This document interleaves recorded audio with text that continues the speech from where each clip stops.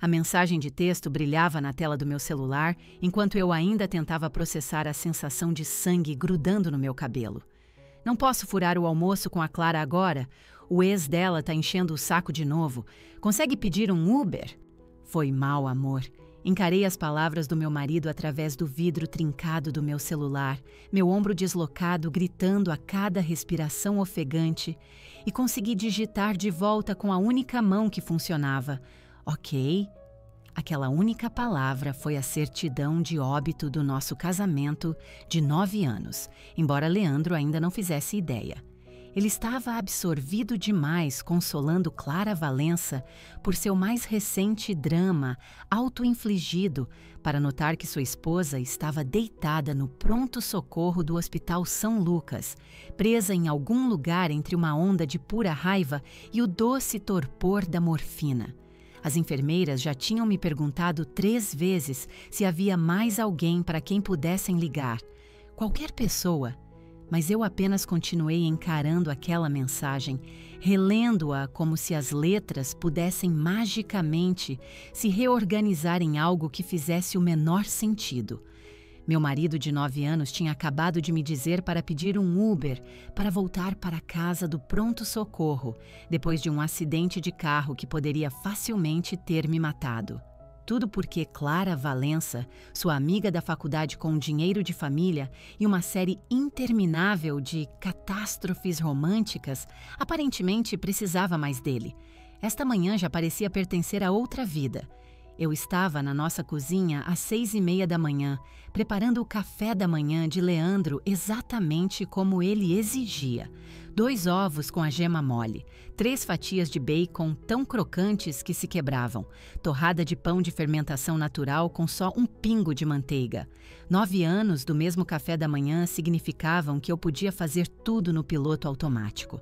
Minhas mãos realizavam o ritual familiar, enquanto minha mente estava no gala do hospital daquela noite, onde eu receberia o prêmio de fisioterapeuta do ano. Leandro havia prometido que estaria lá, ou mais precisamente, ele disse que ia tentar. A Clara tá com outra emergência, ele murmurou durante o café, o olhar grudado na tela do celular. O leve sorriso em seus lábios era o mesmo que ele costumava me dar quando eu entrava em um cômodo. Agora era reservado para as mensagens de texto dela. Outra? Mantive meu tom neutro, embora tenha quebrado os ovos na lateral da tigela com um pouco mais de força do que o estritamente necessário. É a 3ª emergência só este mês. O ex dela está a assediando. Ela está apavorada, Helena. O ex-namorado em questão, um cara chamado Marcelo, supostamente estava assediando Clara há 6 meses. Era engraçado como esse assédio só parecia explodir nas tardes de quarta-feira, que por acaso era quando Leandro tinha seu intervalo de almoço mais longo. E era estranho como nunca parecia escalar a ponto de, sabe, envolver a polícia. Eu queria apontar essas pequenas inconsistências, mas aprendi há algum tempo que defender Clara era o novo passatempo favorito de Leandro. Em vez disso, apenas o lembrei sobre o gala. Sua resposta foi tão previsível quanto o nascer do sol. Eu vou realmente tentar estar lá, mas se a Clara precisar de mim, ela precisaria dele. Ela sempre precisava às quartas-feiras. O problema dos almoços de quarta-feira era que eles haviam começado de forma tão inocente que eu nem consegui sentir a raiva apropriada no início. Cerca de 6 meses atrás, Leandro levou Clara à minha clínica de fisioterapia no São Lucas. Ela estava lidando com ansiedade paralisante e Leandro queria garantir que ela recebesse o melhor cuidado. Observei do meu escritório enquanto ela colocava a mão no braço dele, rindo de alguma piada idiota que ele fez. O gesto foi casual, mas também profundamente íntimo e familiar. Leandro ajeitou a gravata quando ela disse que era uma cor bonita. Um pavão exibindo suas penas. A Clara está passando por um divórcio complicado, ele me explicou naquela noite. Ela não tem mais ninguém na cidade a quem recorrer. Um único almoço se transformou em 2. Almoços mensais se tornaram semanais. 1 hora se estendeu para 3. E era sempre às quartas-feiras, o dia em que eu fazia meu turno até mais tarde e só chegava em casa depois das 9. Eu tentei falar com ele sobre isso no mês passado, Estávamos na cama e eu podia sentir o perfume dela na camisa dele. Era algo caro e floral que fazia nosso quarto cheirar a uma boutique de luxo. Você acha que a Clara pode estar se aproveitando um pouco da sua bondade? Eu perguntei, escolhendo minhas palavras com o cuidado de um especialista em desarmar bombas.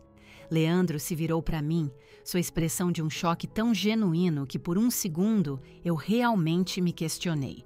Será que eu estava errada? Aproveitando? Helena, ela está um caco. O ex dela a está atormentando psicologicamente. Ela tem ataques de pânico. Ela precisa de um amigo. Ela tem pais que moram a 20 minutos daqui. Ela tem um terapeuta. Ela tem outros amigos.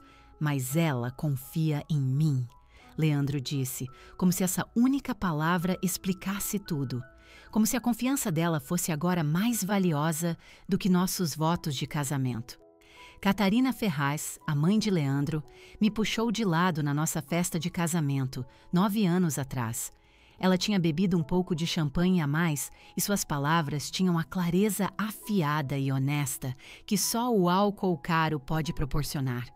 Você é boa para ele, ela disse, não como um elogio, mas como uma avaliação clínica.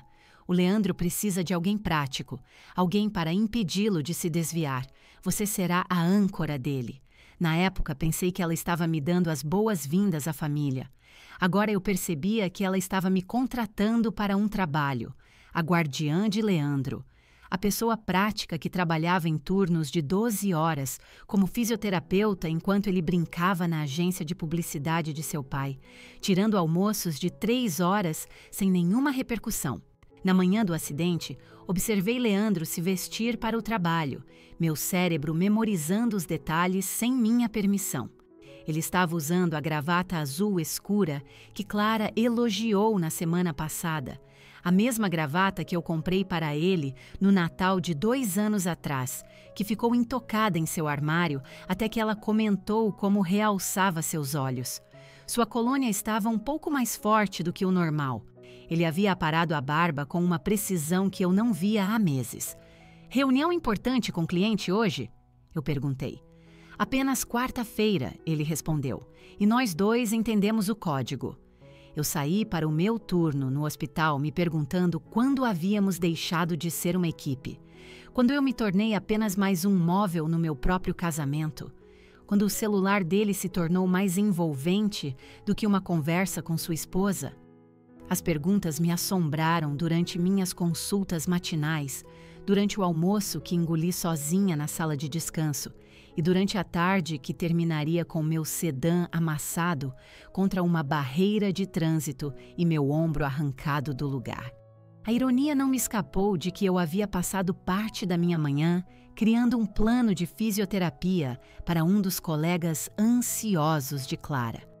Uma indicação que ela fez, o que lhe deu uma desculpa perfeita para mandar mensagens para meu marido a qualquer hora, com perguntas sobre exercícios e atualizações de progresso.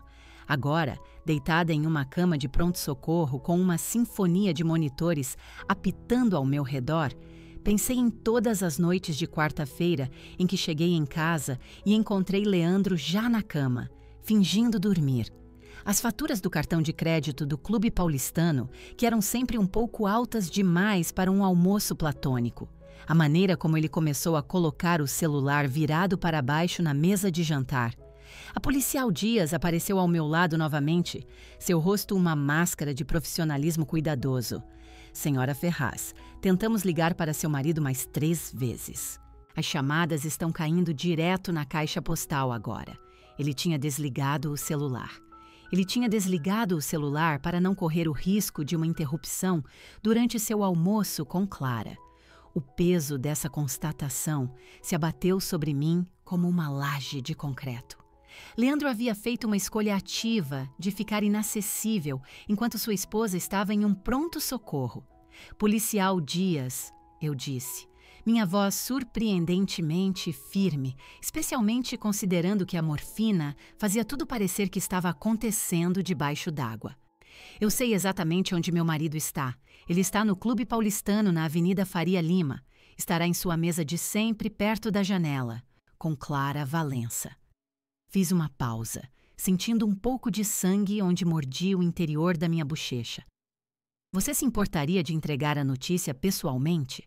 Estou preocupada que ele não tenha compreendido a gravidade da situação.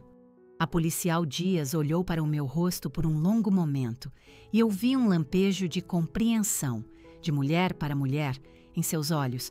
Claro, senhora Ferraz, certamente podemos fazer isso. Clube Paulistano, você disse. Toda quarta-feira, confirmei. Como um relógio. O relógio da clínica marcava 18 horas e 47 minutos quando Suzana, minha supervisora, me parou na porta enquanto eu vestia meu casaco.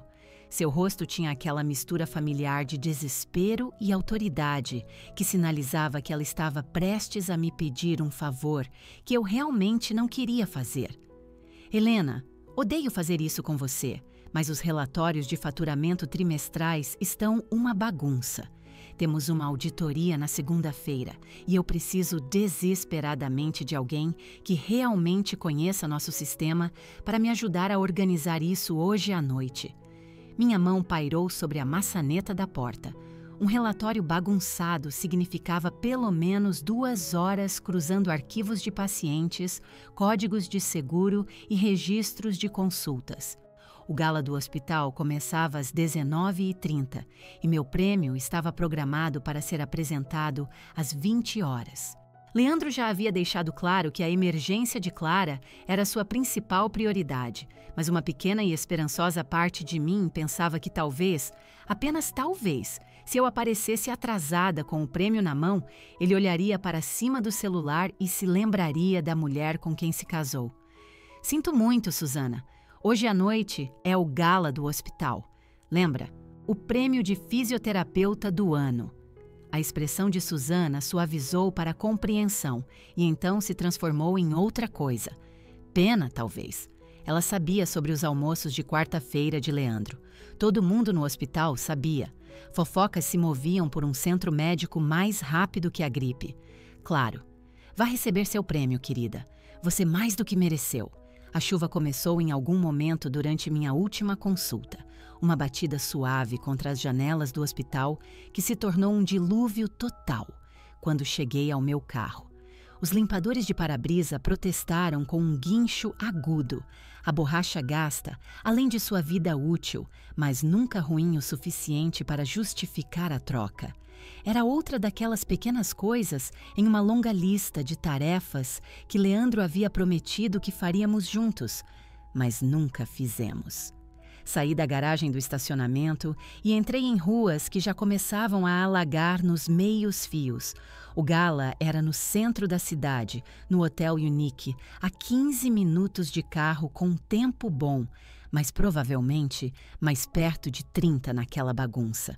Meu celular estava no porta-copos e eu continuava olhando para ele, desejando que acendesse com uma mensagem de Leandro dizendo que estava a caminho, que a crise de Clara foi milagrosamente resolvida, que ele não tinha esquecido que sua esposa seria homenageada esta noite. Silêncio. A chuva batia mais forte enquanto eu virava na Avenida Rebouças. As luzes da rua lançavam halos embaçados na água que escorria pelo meu para-brisa, me forçando a inclinar para a frente apenas para ver a estrada. O rádio tocava algo antigo e triste, uma música que meu pai costumava cantarolar enquanto trabalhava na garagem. Pensei em ligar para Leandro uma última vez, mas qual seria o sentido? Ele deixou sua escolha clara no café da manhã. Clara precisava dele. Clara sempre precisava dele às quartas-feiras. Eu estava tentando descobrir o que diria se alguém perguntasse onde Leandro estava esta noite, quando me aproximei do cruzamento da Rua dos Pinheiros com a Rebouças. O sinal estava verde. Estava verde há vários segundos enquanto eu me aproximava, dirigindo a cautelosos 40 km por hora na chuva. Eu já estava no meio do cruzamento quando vi um movimento na minha visão periférica. Uma SUV enorme, um daqueles veículos ridiculamente grandes que pais de subúrbio dirigem para se sentirem poderosos, vinha em alta velocidade pela Rua 2 Pinheiros, como se a chuva não se aplicasse a ele. Meu último pensamento consciente foi que ele nem estava tentando parar. Esse cara em sua caminhonete enorme, provavelmente no celular, estava prestes a furar um sinal vermelho sólido em alta velocidade. O impacto pareceu dobrar meu carro ao meio, esmagando a porta do motorista contra meu corpo. O som foi inacreditável, nada parecido com os filmes. Foi um ruído doentio, úmido e esmagador, o som do metal se rendendo completamente a uma força maior na chuva torrencial. Meu corpo foi jogado em direções que nunca deveria ir, e de repente, o volante estava em algum lugar perto da minha orelha direita, e a porta estava pressionada contra meu quadril esquerdo de uma forma que desafiava as leis da física. O tempo ficou estranho então. Tudo simultaneamente desacelerou para um rastejar e acelerou para um borrão.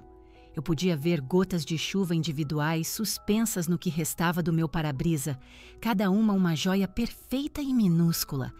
A voz do meu pai ecoou na minha cabeça com clareza perfeita, uma memória de 20 anos atrás, quando ele me viu saindo de casa com uma camiseta manchada. Use sempre roupas limpas, Helena. E se você sofrer um acidente? O que os médicos vão pensar? A pura absurdidade do pensamento me deu vontade de rir, mas meu peito não se expandia. Um líquido quente escorria para meus olhos e, quando tentei limpá-lo, meu braço esquerdo se recusou a obedecer. Ele apenas pendia em um ângulo que fazia meu estômago revirar. Minha aliança de casamento capturou as luzes piscantes através da janela quebrada. Uma faixa de ouro, agora coberta por um vermelho que meu cérebro sabia que era sangue, mas não conseguia aceitar como meu. 9 anos usando aquele anel. 9 anos acreditando que era um símbolo de algo mais do que apenas joia. Agora era apenas um pedaço de metal em um dedo, preso a um braço que não funcionava, coberto de sangue de um ferimento na cabeça que eu não podia ver, mas definitivamente podia sentir. O rádio ainda estava tocando, em meio ao caos do vapor sibilando do motor destruído e da chuva entrando pelo espaço onde minha janela costumava estar. Aquela música triste e melancólica continuava como se nada tivesse acontecido. Meu cérebro, provavelmente em choque profundo, decidiu que esta era a informação mais importante a ser retida. A música era To Build a Home, do The Cinematic Orchestra.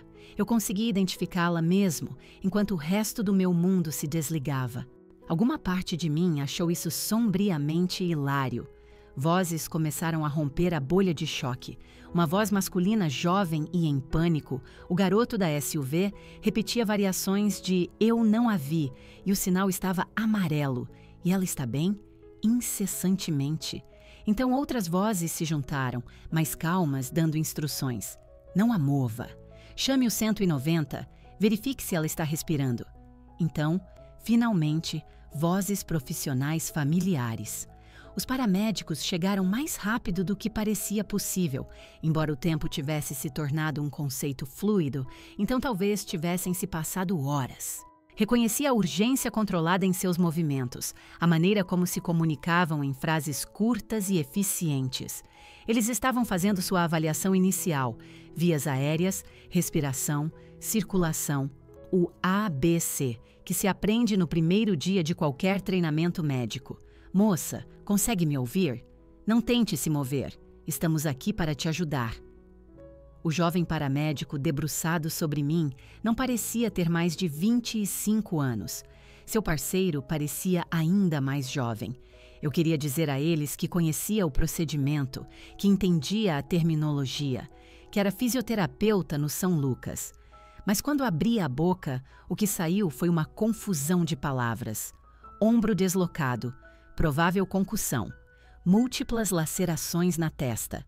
Eles trocaram um olhar por cima da minha cabeça, o tipo de olhar que profissionais médicos compartilham quando um paciente pode ter um ferimento na cabeça, mas está falando de forma muito coerente para ser descartado. Você é da área da saúde? O mais velho perguntou enquanto inseria um acesso intravenoso com facilidade praticada. Fisioterapeuta. São Lucas. Deveria estar em um gala. Fisioterapeuta do ano. As palavras saíram tropeçadas, desconexas, como contas de um colar quebrado se espalhando pela calçada.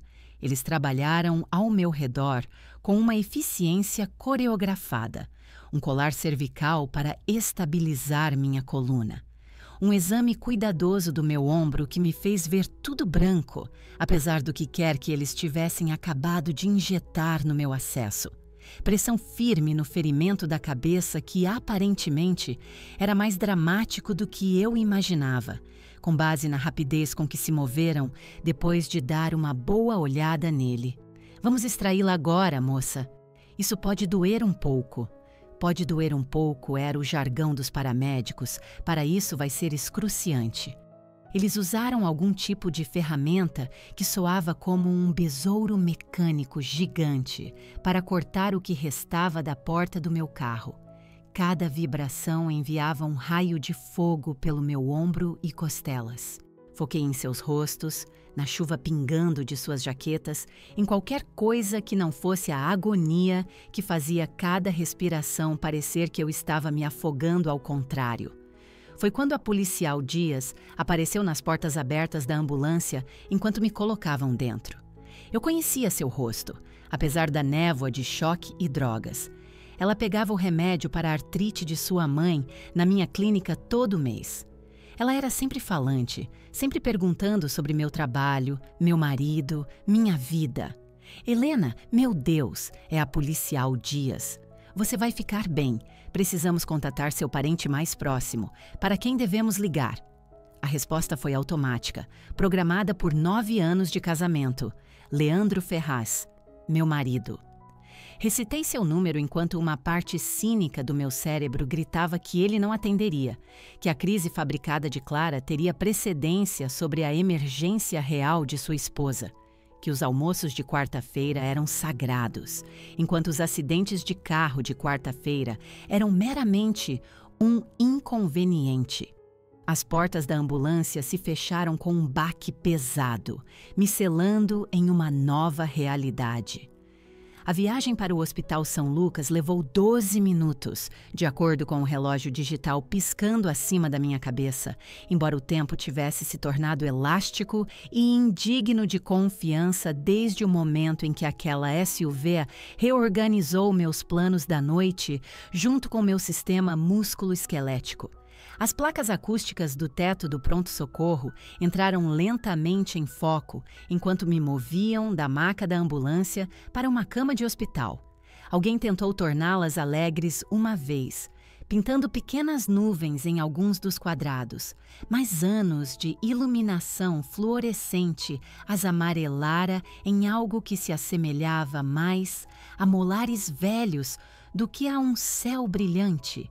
Eu as contei enquanto o Dr. Esteves examinava meu ombro, suas mãos surpreendentemente gentis, para alguém que parecia estar de pé por 2 dias seguidos. Isso vai ser desconfortável, ele avisou, o que era jargão médico para prepare-se para um mundo de dor. No 3. 1, 2... O estalo nauseante e rangente quando meu ombro deslizou de volta para o encaixe enviou um raio de luz branca por todo o lado esquerdo do meu corpo. Por uma fração de segundo, eu não estava mais no pronto-socorro. Estava de volta à nossa cozinha no mês passado, pedindo a Leandro para abrir um pote teimoso de picles. Você é mais forte do que aparenta, Helena. Ele dissera com aquele tom específico de aborrecimento gentil que ele aperfeiçoara ao longo dos anos.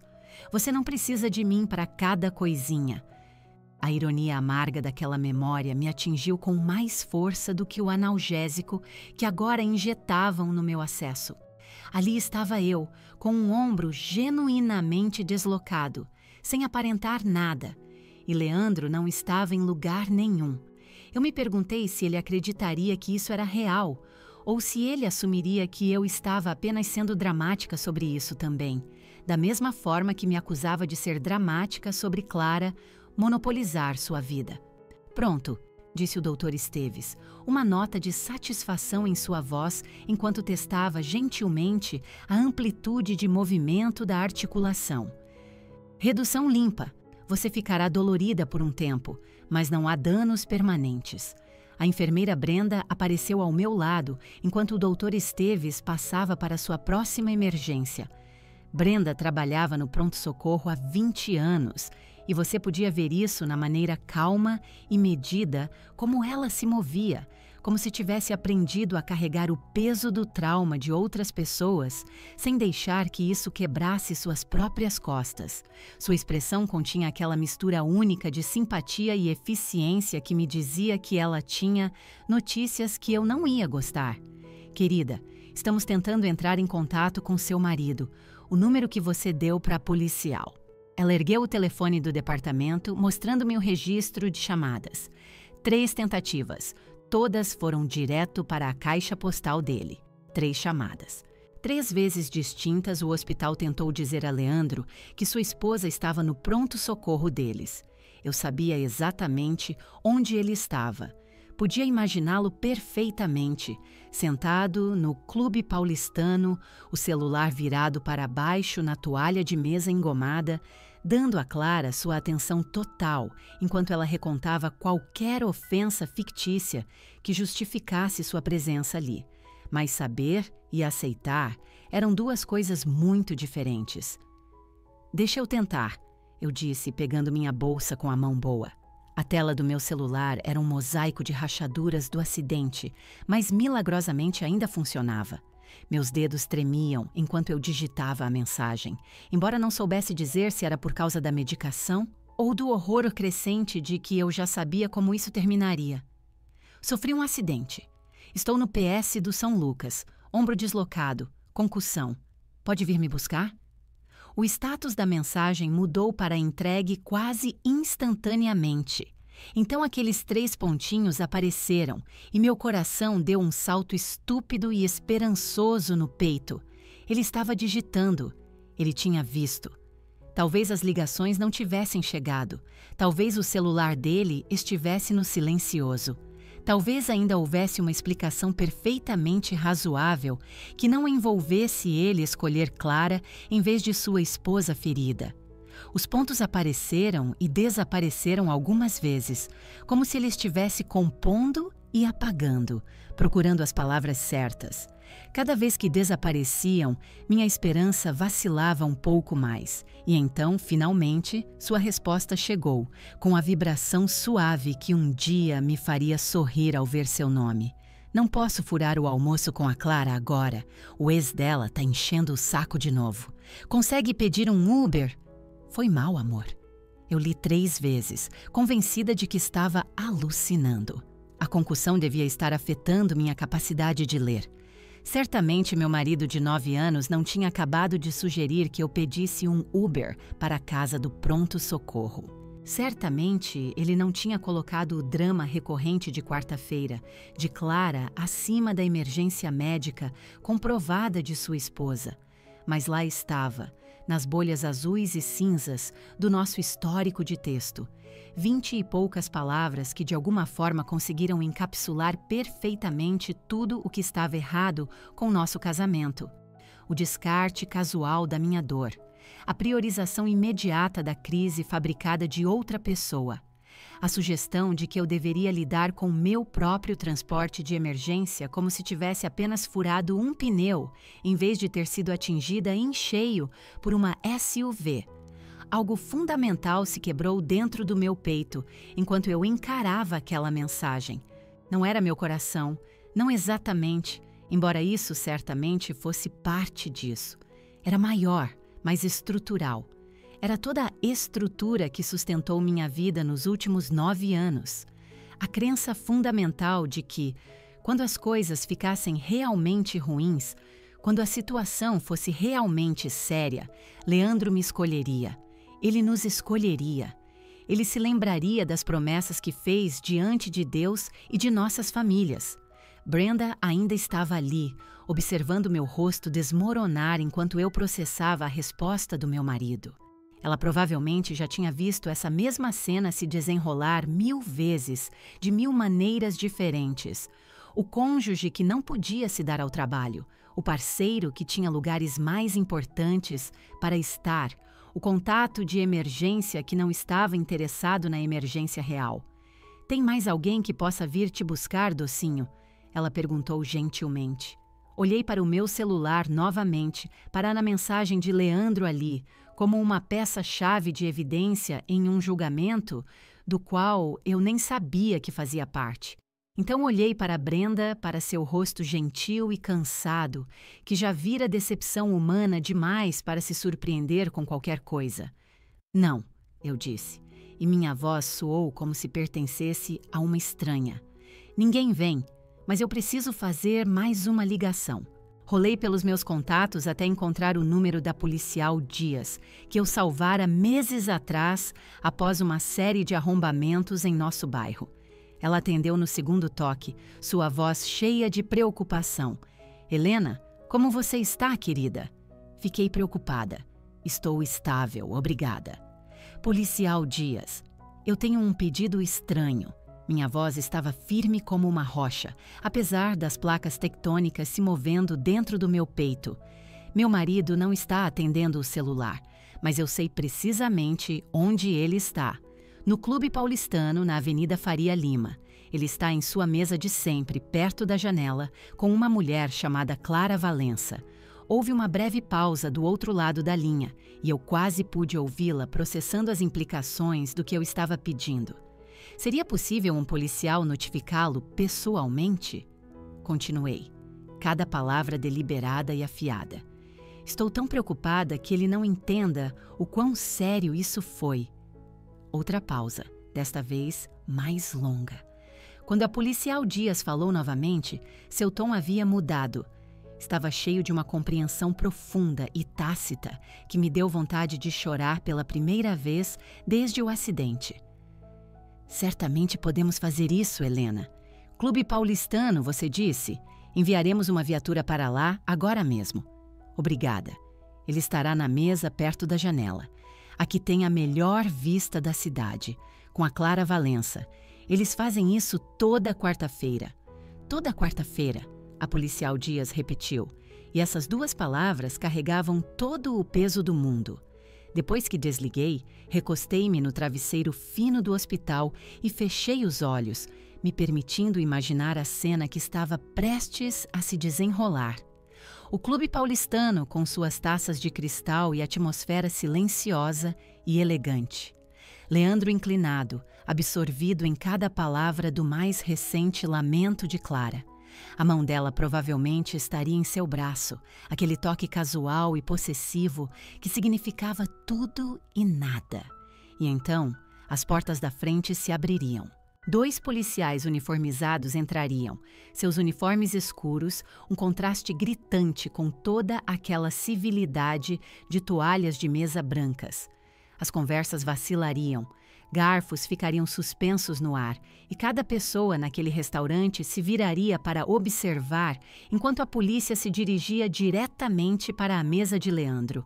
A mão perfeitamente manicure de Clara voaria para a boca em um suspiro teatral. O rosto de Leandro passaria por confusão, depois irritação e, finalmente, o horror público e crescente da compreensão. O silêncio na sala seria absoluto enquanto a policial Dias explicasse que sua esposa sofrera um grave acidente de carro, que ela estava no pronto-socorro e que eles estavam tentando contatá-lo há horas. O pronto-socorro havia se acomodado em seu próprio ritmo único ao meu redor, enquanto eu esperava pelas consequências. O bip rítmico dos monitores, o rangido suave dos sapatos das enfermeiras no linóleo, o murmúrio baixo dos desastres privados de outras pessoas sendo gerenciados com calma profissional.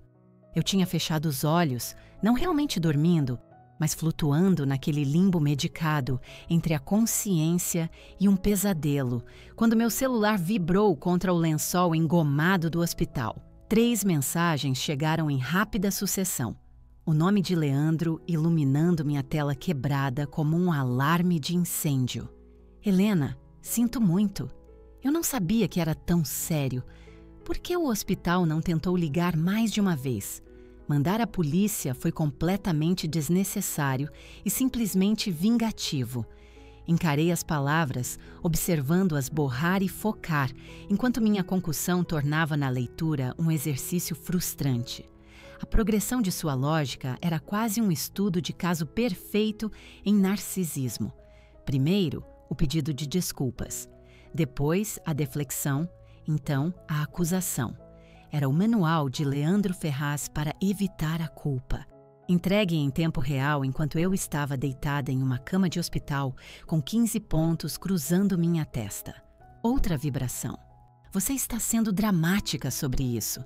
4 mensagens. 4 tentativas separadas de transformar isso em minha culpa. O acidente foi sério o suficiente para merecer um pedido de desculpas sem entusiasmo, mas não sério o suficiente para ele deixar seu almoço.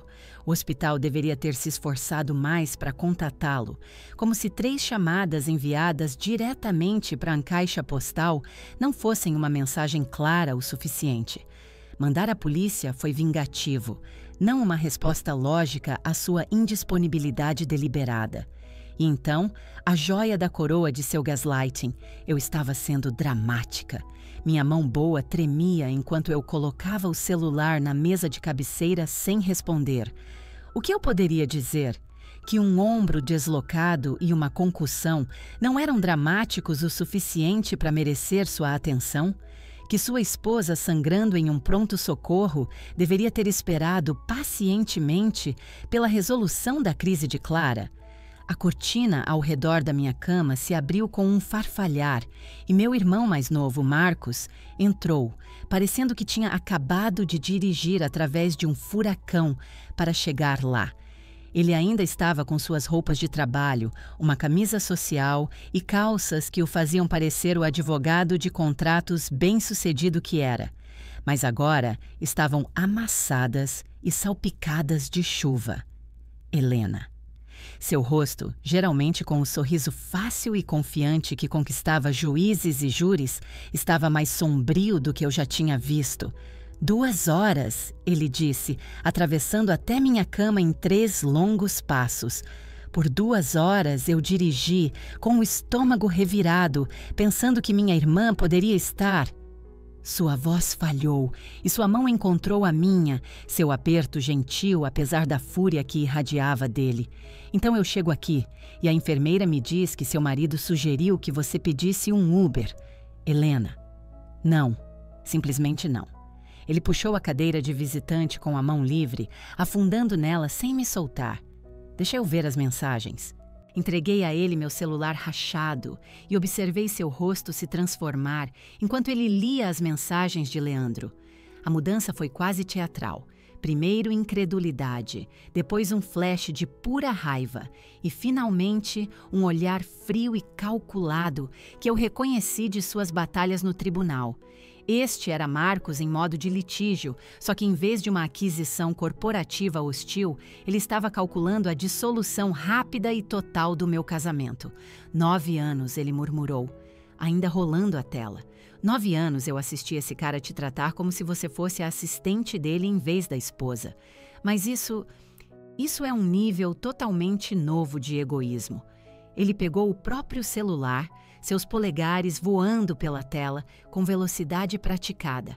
Estou ligando para o rico, o chaveiro. Ele me deve uma. Ele pode ter as fechaduras do seu apartamento trocadas até amanhã de manhã. Marcos, eu não sei se estou pronta para... E para ir a Maria Mudanças. Eles são especializados em extrações rápidas, situações de divórcio, términos complicados, esse tipo de coisa. São discretos e rápidos. A velocidade de tudo aquilo fez minha cabeça girar mais do que a concussão já fazia. Foram 9 anos, Marcos. Eu não posso simplesmente... Não pode o quê? Exigir um nível básico de decência humana do seu marido? Esperar que ele apareça quando você está no hospital? Sua voz suavizou, mas seus dedos nunca pararam de se mover. Helena, ele escolheu almoçar com outra mulher em vez da sua emergência médica. Não há volta a partir daí. Meu celular vibrou novamente. Não era Leandro desta vez. Era uma notificação do Instagram. Clara Valença me enviou uma mensagem. Quase ignorei. Emocionalmente exausta demais. para lidar com qualquer novo drama que ela quisesse despejar sobre mim. Mas uma curiosidade sombria tomou conta. A mensagem era longa e lê-la foi como assistir ao último pilar remanescente da imagem cuidadosamente construída de Leandro virar pó. Helena, estou absolutamente mortificada com o que aconteceu hoje. Quando a polícia apareceu no nosso almoço, fiquei chocada que Leandro não tenha saído no segundo em que recebeu sua mensagem. Eu perguntei por que ele não foi até você imediatamente. Tive que parar e respirar fundo, minha visão turva. Ele disse que você sempre exagerava as coisas para chamar a atenção, que você provavelmente estava bem e só estava tentando manipulá-lo para me deixar. Mesmo depois que os policiais explicaram a gravidade do acidente, ele continuou insistindo que você estava apenas sendo dramática. Nunca senti tanto nojo de alguém em toda a minha vida. Marcos agora estava lendo por cima do meu ombro, sua expressão ficando mais sombria a cada palavra. Eu não tinha ideia de que você estava realmente ferida. Do jeito que ele descreveu, parecia que você tinha sofrido uma batidinha e estava fazendo tempestade em copo d'água. Sinto muito pela minha parte nisso, mesmo que sem saber. Leandro não faz mais parte da minha vida. Espero que você se recupere rapidamente e encontre alguém que realmente te mereça. A mensagem estava ali na minha tela como uma declaração juramentada. Leandro não apenas havia descartado meu acidente para mim, ele me pintou ativamente como uma histérica manipuladora e em busca de atenção para Clara. Mesmo quando confrontado por policiais uniformizados, confirmando meus ferimentos significativos, ele se apegou à ficção de que eu era a dramática. "Me mande um print disso", disse Marcos, sua voz perigosamente baixa. "O Rico pode estar aí às 8 horas da manhã de amanhã, a equipe da Maria ao meio-dia. Estou redigindo uma notificação formal de separação agora mesmo. Ele vai dizer que estou exagerando", sussurrei, embora as palavras parecessem vazias, mesmo enquanto eu as dizia. Deixe que ele diga. Enquanto ele estiver ocupado dizendo isso, seus pertences estarão em caixas na calçada e as fechaduras estarão trocadas. Marcos apertou minha mão. "Helena, ele te mostrou exatamente quem ele é hoje. Quando você mais precisou dele, ele escolheu outra pessoa. Isso não é um marido, é apenas um colega de quarto que você vem subsidiando." Pensei em Leandro no clube paulistano, em como sua rotina de quarta-feira fora mais importante que a minha vida. Como ele distorcera a narrativa para Clara, me tornando a vilã para justificar sua própria negligência. Como mesmo após a humilhação pública de uma visita da polícia, seu primeiro instinto foi me culpar. "Chame o Rico", eu disse, minha voz firme pela primeira vez em horas. 8 horas da manhã de amanhã. Marcos assentiu, já discando. "E a Maria Mudanças?" 12h. "Quero tudo dele embalado e pronto para ir." Meu irmão sorriu, embora não fosse um sorriso feliz. Era a expressão de alguém assistindo à justiça, a muito esperada, finalmente chegar, mesmo que fosse entregue em um avental de hospital e cheirando a antisséptico. "Eu cuido de tudo", ele disse, e pela primeira vez em muito tempo, acreditei que alguém cuidaria. Enquanto Leandro provavelmente ainda estava no clube paulistano, tentando fazer controle de danos em seu ego na frente de Clara e dos outros clientes que testemunharam sua humilhação pública, Marcos já estava desmontando a vida que havíamos construído juntos com precisão cirúrgica. Meu celular vibrou uma última vez. Era Leandro de novo. Precisamos conversar sobre isso como adultos. Olhei para a mensagem, depois para Marcos, depois para minha aliança, ainda coberta com o sangue seco do acidente. 9 anos, reduzidos a este único momento, esta cama de hospital. Esta escolha que não era realmente uma escolha. Leandro a fizera por nós dois no momento em que digitou aquelas palavras, sugerindo que eu pedisse um Uber para casa. Marcos me entregou uma xícara de café às 7h45 da manhã. Era sexta-feira, 15 minutos antes de Rico, o chaveiro, estar programado para aparecer. Meu ombro era uma dor constante e surda, apesar dos analgésicos, e mover-me da cama para o sofá parecia uma maratona. Mas eu tinha que estar aqui para isso. Você não desmonta um casamento de 9 anos debaixo das cobertas. Tem certeza que quer estar na primeira fila para isso? Marcos perguntou, já arrumando uma montanha de almofadas para apoiar meu braço ferido. Eu preciso ver acontecer, eu disse. Caso contrário, alguma parte de mim pode tentar me convencer de que tudo não passou de um pesadelo. A campainha tocou precisamente às 8 horas. Rico estava na varanda, uma caixa de ferramentas na mão que parecia ter testemunhado 1000 finais complicados. Seu rosto curtido tinha a expressão neutra de um homem que há muito aprendera a não perguntar por que alguém precisava de todas as suas fechaduras trocadas em uma manhã de sexta-feira. Você é a irmã do Marcos? Ele perguntou, já sabendo a resposta. Vou deixar este lugar seguro em 1 hora. Trincos novos, maçanetas novas em ambas as portas e vou até trocar a fechadura daquele portão lateral que você provavelmente esqueceu que tinha. Ele trabalhou com um ritmo silencioso e metódico, os sons de furadeira e metal raspando contra metal, preenchendo o apartamento. No meio do caminho, ele fez uma pausa para beber água. Sabe, ele disse, limpando o suor da testa, eu vejo isso muito mais do que você imagina. O marido ou a esposa esquece que o outro existe até que as fechaduras são trocadas. Então, de repente, eles se lembram que tem uma família. A Maria Mudanças chegou às 9h30, mais cedo do que o previsto. Uma equipe de 3 pessoas com camisas azuis iguais se moveu pela nossa casa com uma eficiência que era ao mesmo tempo impressionante e desoladora. A líder da equipe, uma mulher compacta chamada Maria, que não devia ter mais de 1,5 metro de altura, mas se portava com a autoridade de um general, me entregou uma prancheta. Vamos fotografar tudo antes de embalar, documentar qualquer dano pré-existente e tratar cada item com respeito, independentemente de a quem pertence. Nossa política é profissional e neutra.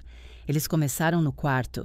Eu podia ouvi-los do sofá, onde Marcos sentava ao meu lado, seu laptop aberto, redigindo e-mails e fazendo ligações silenciosamente. O rasgo agudo da fita de embalagem, o baque suave de itens sendo colocados em caixas de papelão, a pergunta ocasional e abafada sobre o que era meu e o que era dele. O relógio de grife, Maria gritou. Dele, eu disse, um presente de aniversário de 3 anos atrás. Eu havia feito turnos extras durante a temporada de gripe por 6 meses para economizar para aquele relógio. Leandro o usara 2 vezes. O equipamento de ciclismo, dele. A bicicleta e toda a parafernália associada custaram mais do que eu gastei em consertos de carro nos últimos 2 anos. Ele justificou como uma ferramenta de networking para passeios com clientes que nunca pareciam acontecer. A bola de beisebol autografada na caixa de vidro, dele. Um presente de seu pai. Supostamente valiosa, mas principalmente apenas um coletor de poeira. Cada item que eles chamavam parecia mais uma prova no caso que eu não percebera que estava montando contra meu próprio casamento. As coisas caras que comprei para ele em uma tentativa fútil de fazê-lo feliz. Os hobbies de luxo que ele adotou e depois abandonou, deixando equipamentos caros para acumular poeira na garagem.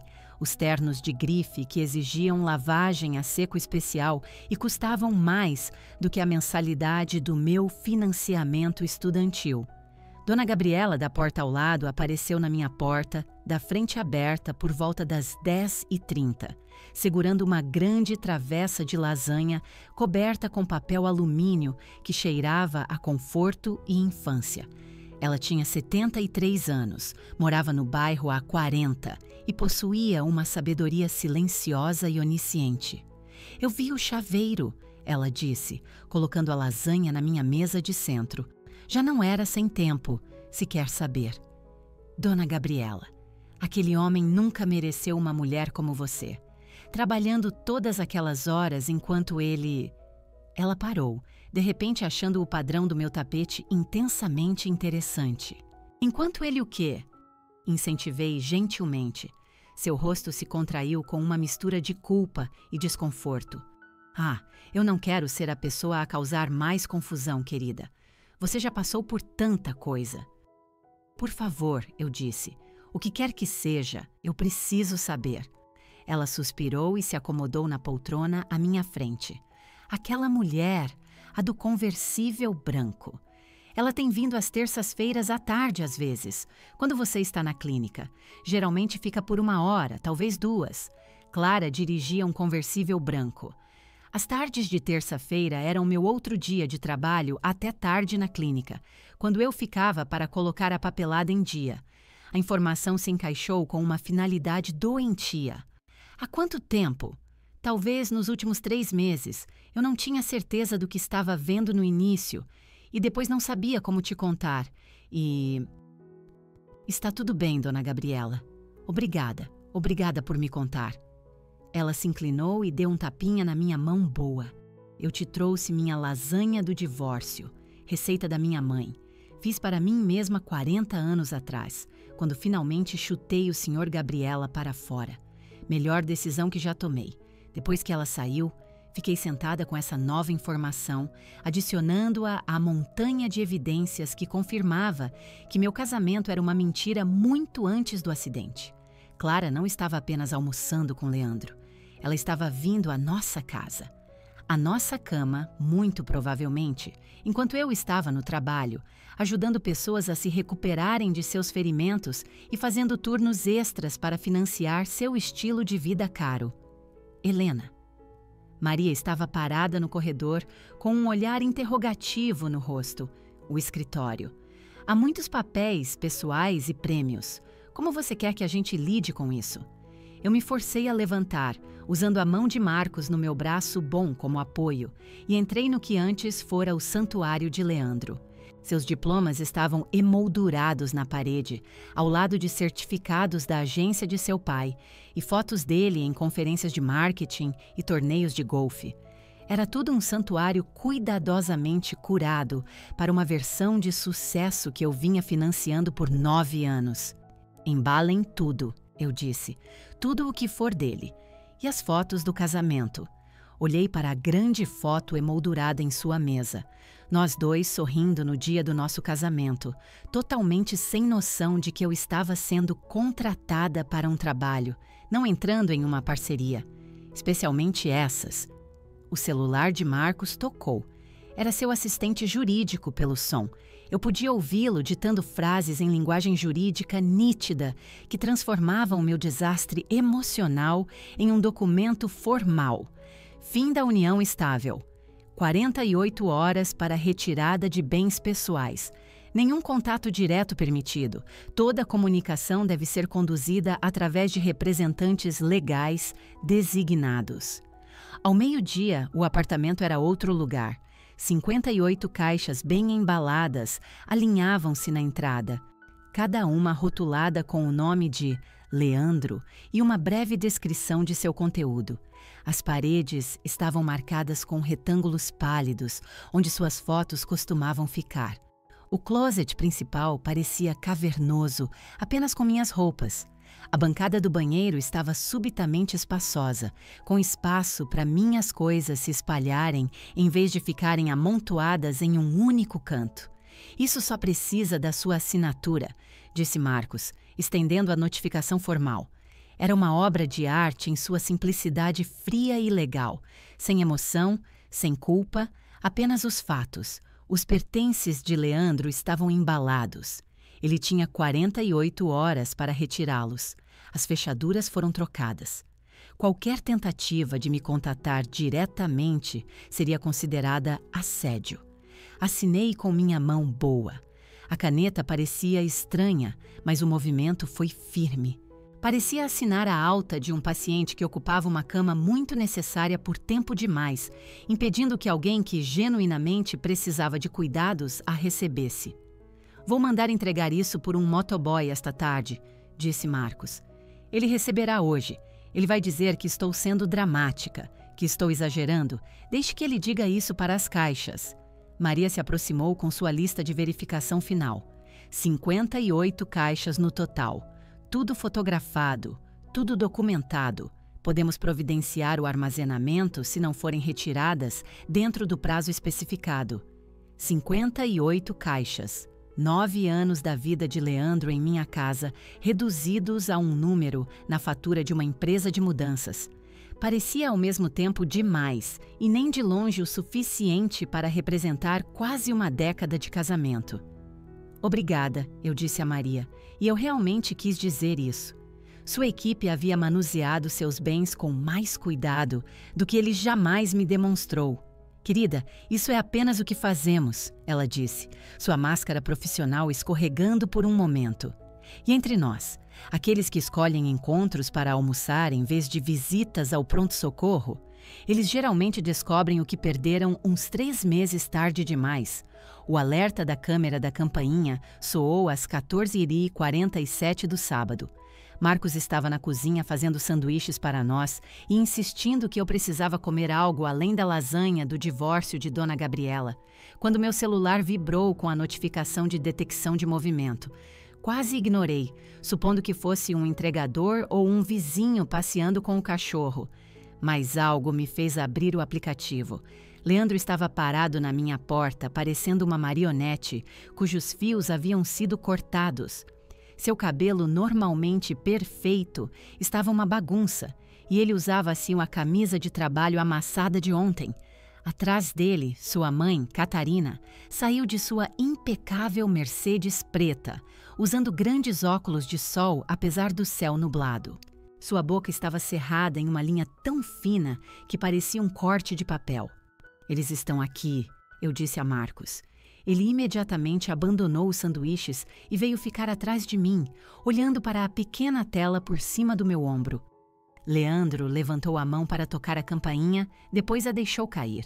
Ele se virou e olhou para a mãe, que já caminhava em direção à porta com a determinação sombria de alguém prestes a lidar com uma tarefa desagradável, mas necessária.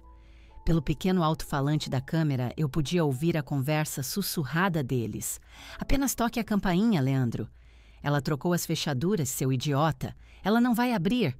Então use o interfone. E pelo amor de Deus, endireite-se. Você parece patético. Catarina pressionou a campainha com um único dedo perfeitamente manicure.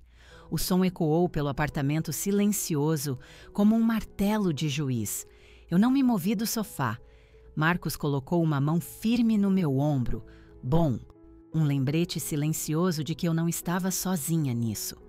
Após 30 segundos inteiros, Catarina apertou o botão do interfone. Sua voz, afiada e imperiosa, chiou pelo alto-falante. Helena, aqui é Catarina Ferraz. Estamos aqui para retirar os pertences pessoais de Leandro, conforme descrito em sua notificação legal. Por favor, confirme que os itens estão prontos para remoção. Não houve um. Como você está se sentindo após o acidente? Nenhum, sinto muito que isso tenha acontecido. Apenas negócios frios e duros. Foi, honestamente, a vez em que ela foi mais genuína comigo em 9 anos. Marcos estendeu a mão e pressionou o botão responder. Dona Catarina, aqui é o Marcos, irmão da Helena. As caixas estão na entrada. A porta destravará remotamente. Vocês têm 30 minutos para concluir a remoção. Houve um instante de silêncio antes que a voz de Catarina retornasse, ainda mais fria do que antes. Entendido. Marcos tocou no ícone de destravar em seu celular e eu assisti pela câmera enquanto Leandro abria a porta que antes era sua. Ele congelou logo na entrada, encarando a parede de caixas de papelão como se fossem um texto antigo e intraduzível. Sua boca se moveu, mas o microfone da câmera não captou o que ele disse. Catarina passou por ele, seus olhos examinando os itens embalados com a eficiência de um intendente. Comece a carregar o carro, ela instruiu Leandro, que ainda não havia se movido. Quanto mais cedo terminarmos com este espetáculo, melhor. Leandro pegou a primeira caixa, rotulada material de escritório, e eu vi seu rosto finalmente registrar a realidade da situação. Isso não era um gesto dramático do qual ele poderia se safar com conversa. Isso era real, isso era final.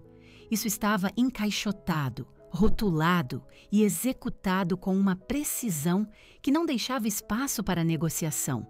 Ele carregou a caixa para a Mercedes, que esperava, andando como um homem vadeando em águas profundas.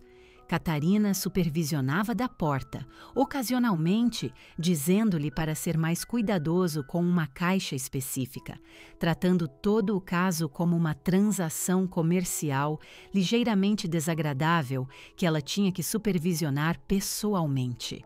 Em sua terceira viagem, Leandro parou em frente a uma caixa rotulada Fotos do Casamento. Ele apenas ficou ali por 1 minuto inteiro, encarando as palavras. Seus ombros caíram de uma forma que eu nunca tinha visto, como se todo o ar tivesse saído dele. A voz afiada de Catarina cortou qualquer devaneio que ele estivesse tendo. Leandro, não temos o dia todo. A Clara tem te ligado sem parar. Clara. Claro. Mesmo agora, mesmo no meio disso, ela ainda era uma prioridade. Leandro pegou a caixa e continuou sua marcha de zumbi para o carro. Eu me peguei estudando-o através da lente da câmera, este homem com quem passei 9 anos da minha vida, e percebi que estava olhando para um completo estranho.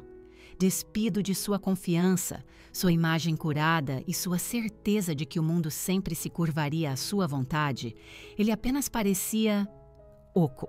Ele parecia mais jovem, como um garotinho sendo forçado a limpar uma bagunça que fez, mas não compreendia totalmente. Utensílios de cozinha, caros, Leandro leu em voz alta de uma caixa, levantando-a com cuidado. Eram as panelas de cobre que ele insistira que precisavam, embora nunca tivesse cozinhado uma única refeição. A máquina de café expresso de R$10.000, que fazia um café com o mesmo gosto da antiga. O fatiador Mandoline profissional, que ainda estava na embalagem original. Catarina permaneceu em seu posto perto da porta, verificando intermitentemente o celular. Ela provavelmente já estava compondo a narrativa que contaria para seu clube do livro.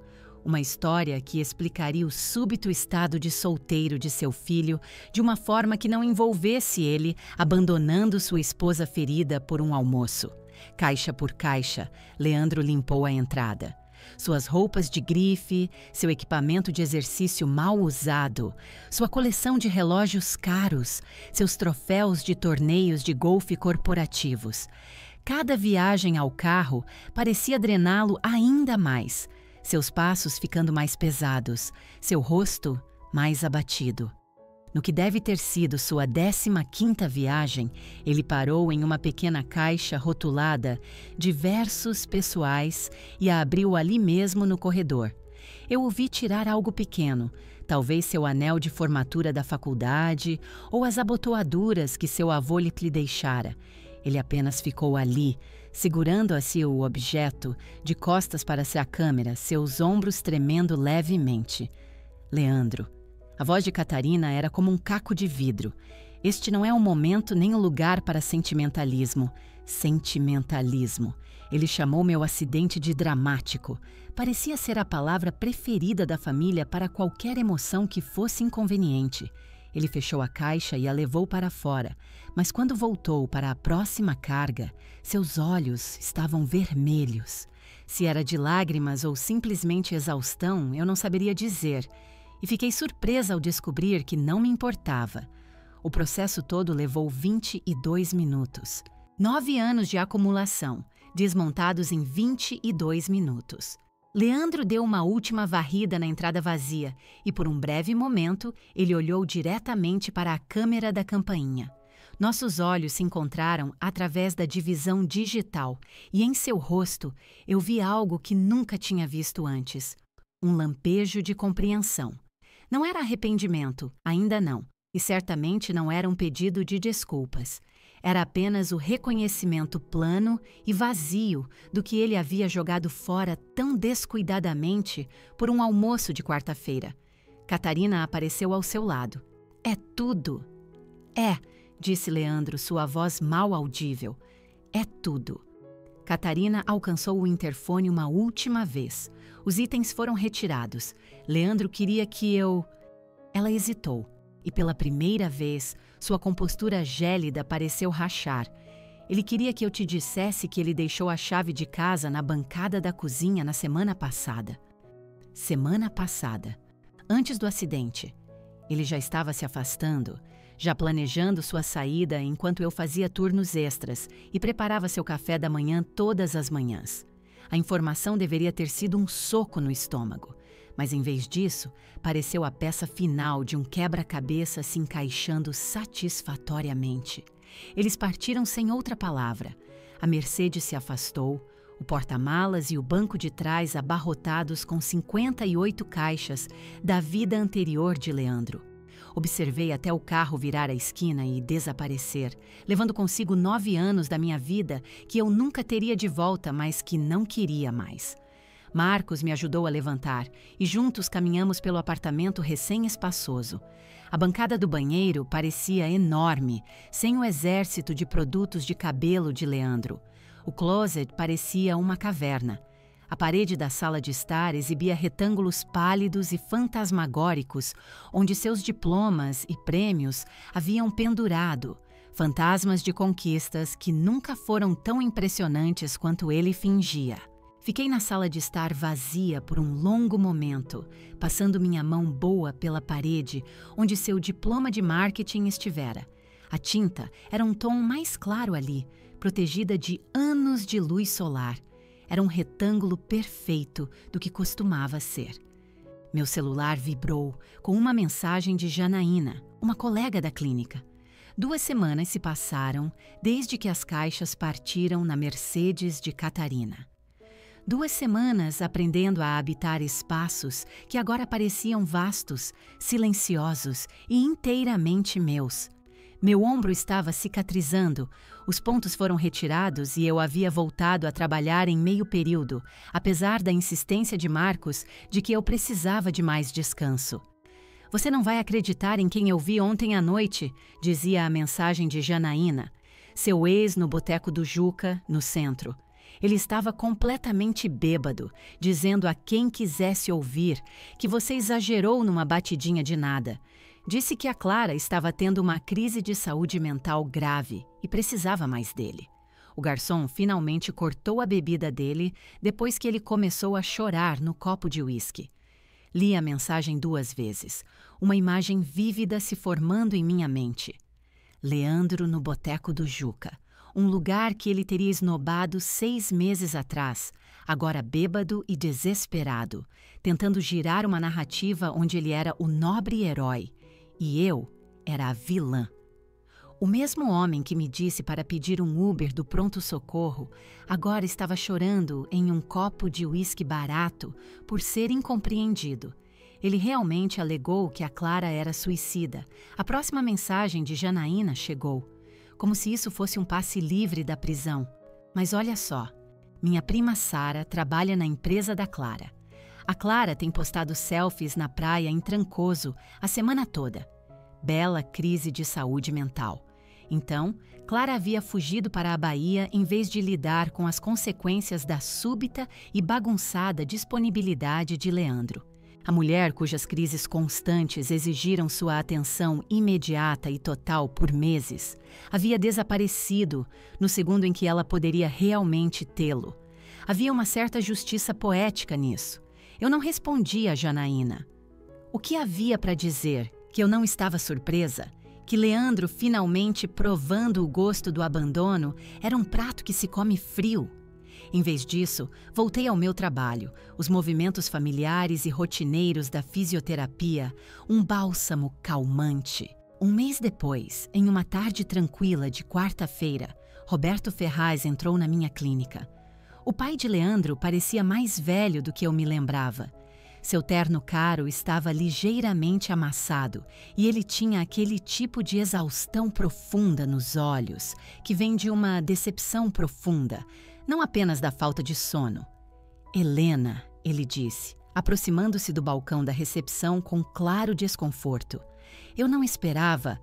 Quer dizer, eu normalmente vou à farmácia do outro lado da cidade. Seu remédio para a pressão? Perguntei, já puxando seu perfil de paciente.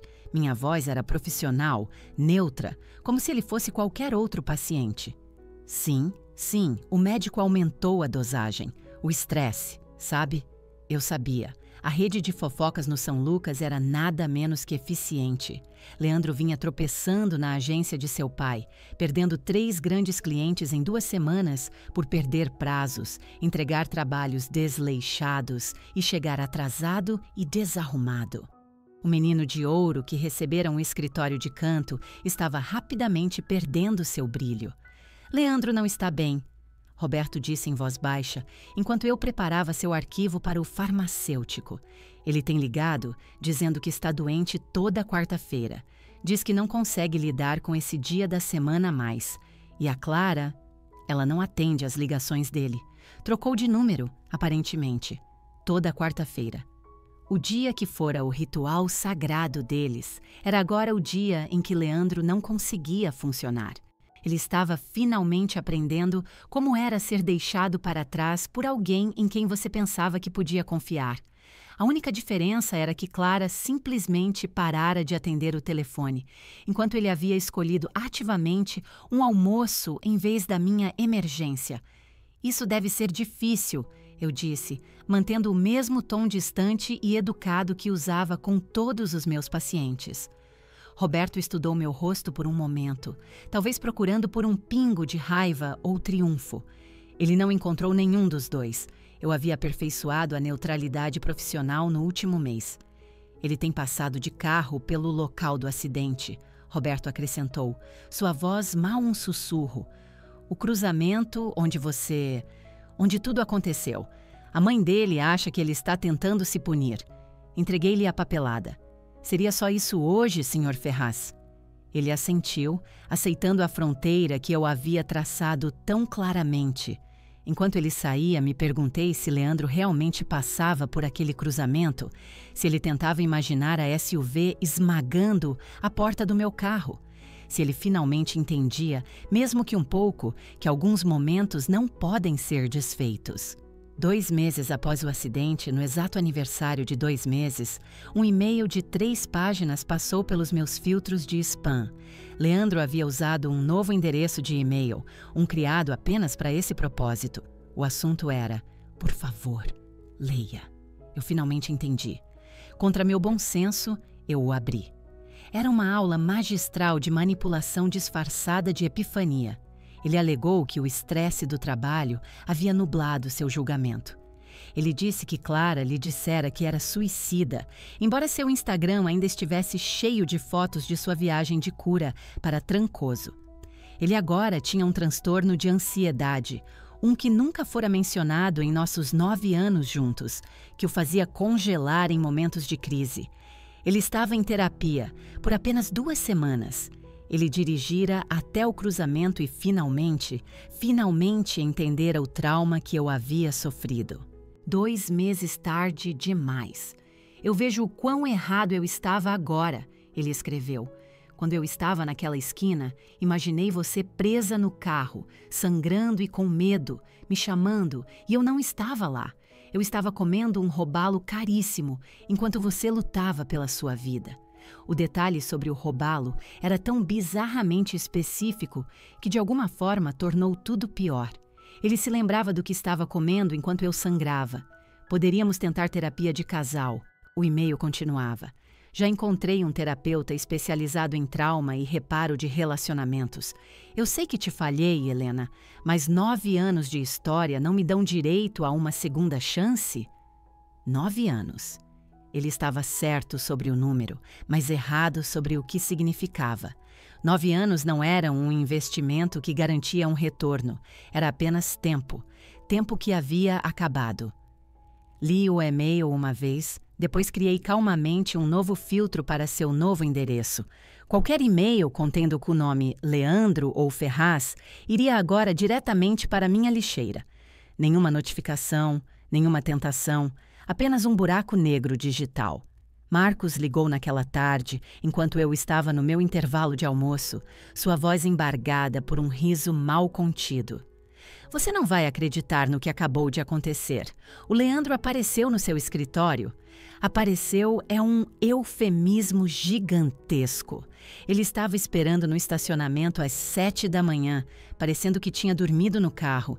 Ele estava me implorando para falar com você, falando sobre como cometeu o maior erro da vida dele. Eu podia imaginar perfeitamente.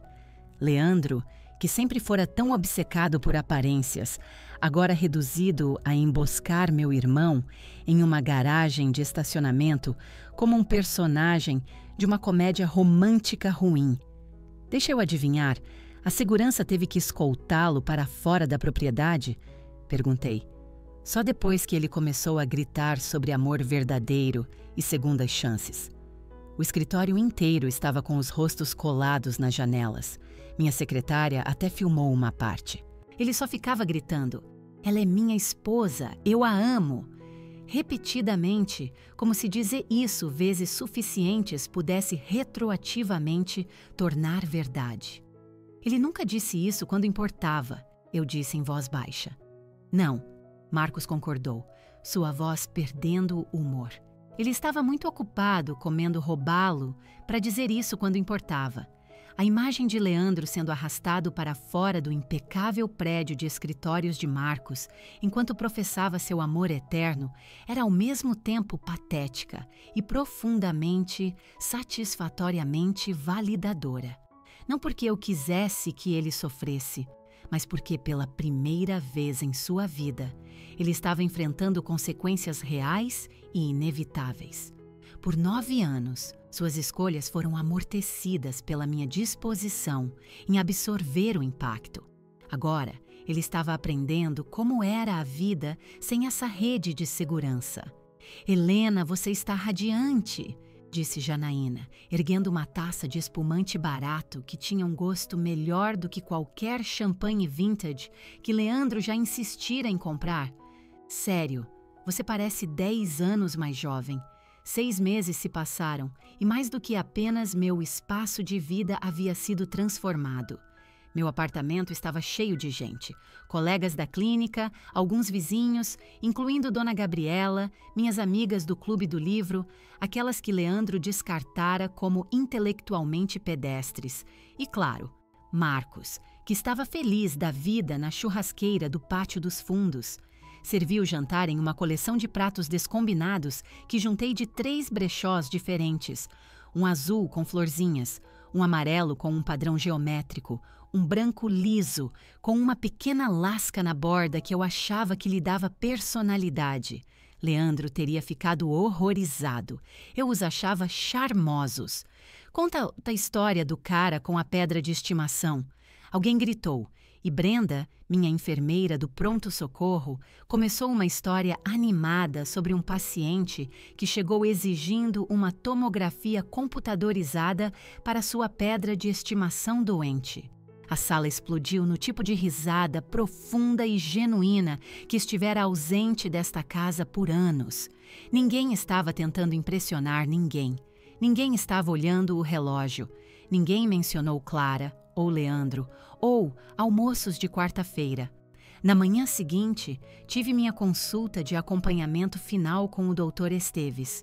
Ele moveu meu ombro em toda a sua amplitude de movimento, assentindo com satisfação. "Recuperação perfeita", ele anunciou. Depois fez uma pausa, olhando para as linhas fracas e prateadas na minha testa, onde os pontos estiveram. "As cicatrizes mal aparecem. Mais alguns meses você nem as verá. Elas não me incomodam", eu disse. E era verdade. Eram uma prova. Eram um lembrete do momento em que tudo teve que mudar. O Dr. Esteves recostou-se na cadeira, sua expressão mudando de profissional para pessoal. "Sabe, eu passei por algo semelhante alguns anos atrás. Não um acidente de carro, mas um daqueles momentos em que uma crise revela o que já estava quebrado. Minha ex-esposa me entregou os papéis do divórcio no meu quarto de hospital, enquanto eu me recuperava de uma cirurgia de apendicite de emergência. Que horrível, eu achava na época. Mas olhando para trás, aquela cirurgia não acabou com meu casamento. Apenas expôs o fato de que ele estava morto há anos, e nós dois estávamos apenas fingindo que não estava. Às vezes, é preciso uma colisão, literal ou metafórica, para te mostrar que você tem vivido nos escombros o tempo todo. Suas palavras ecoaram em minha mente enquanto eu dirigia para casa, pegando uma rota que eu vinha evitando subconscientemente por 6 meses. O cruzamento da Rebouças com a Rua dos Pinheiros parecia tão comum sob o sol forte da tarde, apenas mais uma esquina movimentada, não o local dramático de catástrofe pessoal que se tornara em minha memória. Parei no sinal vermelho, o mesmo que o garoto na SUV havia ignorado, e apenas esperei. O cruzamento não era nada além de asfalto e linhas pintadas. Não havia vestígios do acidente, nem marcas de pneu, nem cacos de vidro. Nada para marcar este, como o lugar onde minha vida se fraturou em um antes e um depois. O mundo simplesmente continuou se movendo. Carros passavam, pedestres atravessavam a rua, perdidos em seus celulares. A vida continuava, completamente indiferente à história que se desenrolara neste pequeno pedaço de asfalto. Quando o sinal ficou verde, não fui imediatamente. Pensei naquele garoto na SUV enorme, provavelmente com 19 ou 20 anos, que mudara todo o curso da minha vida ao furar um sinal vermelho. Eu soubera pelo boletim de ocorrência que ele estava sóbrio, apenas jovem e imprudente, correndo para encontrar seus amigos. Seu seguro cobriu tudo, e ele enviou uma carta formal de desculpas, revisada por advogado, dizendo que tinha pesadelos com isso. Pensei em escrever de volta para dizer que seu descuido, de uma forma estranha, me salvara. Que sua falha em parar me forçara a parar de aceitar uma vida que era menos do que eu merecia. Que às vezes a destruição total é a única coisa que cria espaço para algo novo ser construído. Mas como se agradece a alguém por quase te matar? Como se explica que o pior momento deles se tornou sua libertação? O carro atrás de mim deu uma buzina gentil e educada, me puxando de volta ao presente. Atravessei o cruzamento e senti algo pesado sair dos meus ombros, como se eu o tivesse deixado para trás naquela esquina para sempre. A tarde de quarta-feira chegou sem alarde. Eu havia trabalhado meu turno, chegado em casa no meu apartamento silencioso e trocado por um par de calças de moletom confortáveis que Leandro teria chamado de desfavoráveis. Não havia refeição elaborada para cozinhar, nem observação ansiosa do relógio para garantir que o jantar estivesse pronto no momento em que ele entrasse pela porta de seu almoço prolongado. Era apenas eu, uma xícara de chá de ervas e um novo romance que comprei simplesmente porque gostei da capa. O livro era um mistério, do tipo que Leandro teria ridicularizado como bobagem comercial para pessoas que não leem de verdade. Eu estava completamente perdida no capítulo 12, quando meu celular vibrou. Era Marcos. Só checando. Você está bem hoje? Olhei ao redor do meu pequeno apartamento, para os pratos descombinados secando no escorredor, para as almofadas macias, que escolhi pelo conforto em vez do estilo, para as paredes agora cobertas de fotos de pessoas e lugares que me faziam sorrir genuinamente. O sol da tarde entrava pelas janelas, não mais bloqueado pelas cortinas pesadas e caras em que Leandro insistira, mas filtrado por simples cortinas de linho que eu mesma costurei. Sabe de uma coisa? Digitei de volta. Pela primeira vez em anos, numa quarta-feira, sim, eu realmente estou. Ótimo!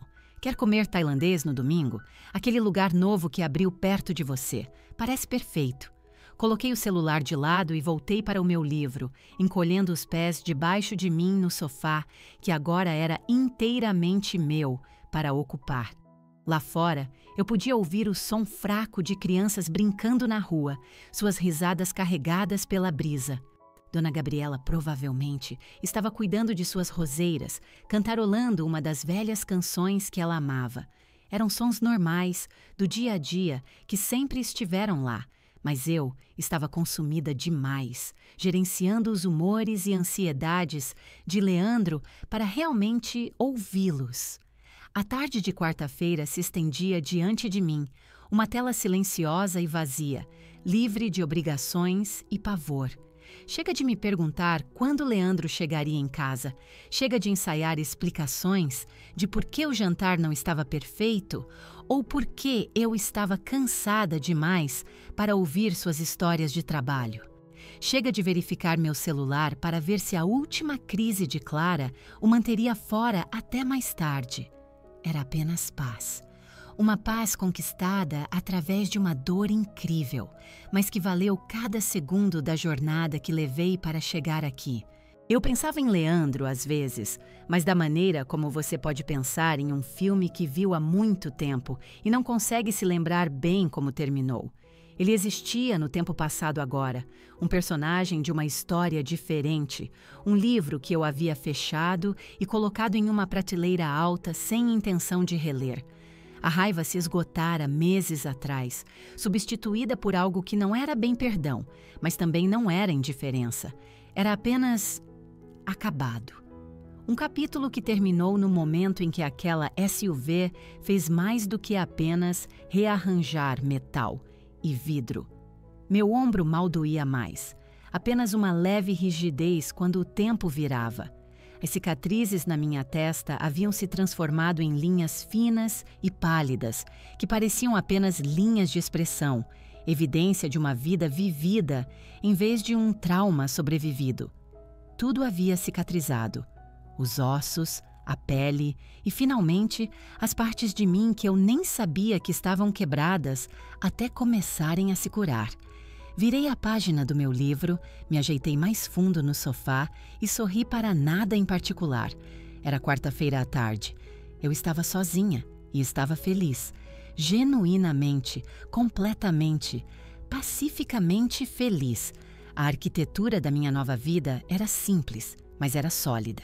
Foi construída sobre uma fundação que eu mesma assentei e decorada com alegria em vez de obrigação.